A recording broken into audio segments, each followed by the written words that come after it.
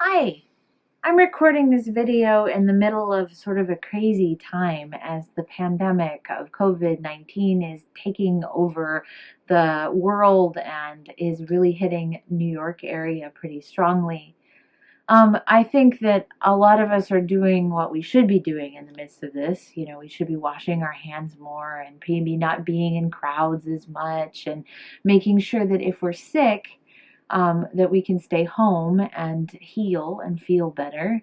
At least I hope that that's the case for you, that that's a possibility. Um, in addition, though, I think there's an awful lot of fear and terror that's going on and we're really acting out of chaos and panic.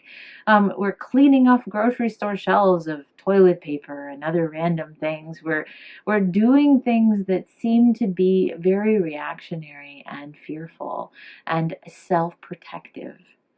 And I just really want to invite us into maybe taking a breath and instead maybe thinking about ways that we should be caring for and loving our neighbors in the midst of all of this.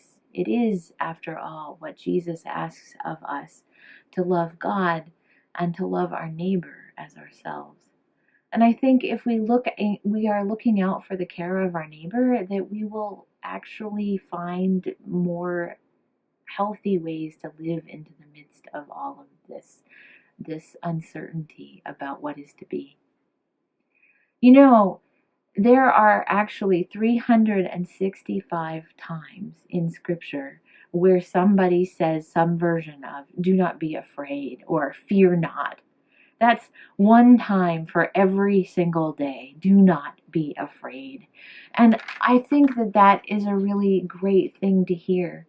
Sometimes we've heard it said that fear is the opposite of faith.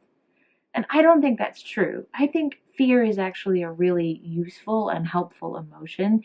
Sometimes it's about showing us that, in fact, we are in danger, that we should be cautious moving forward, that maybe we need some help.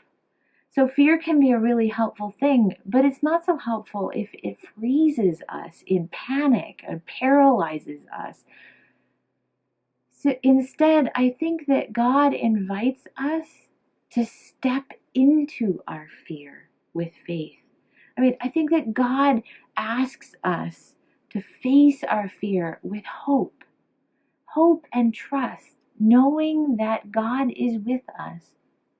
And trusting that God is with us, I think that God invites us into living into believing that makes a difference.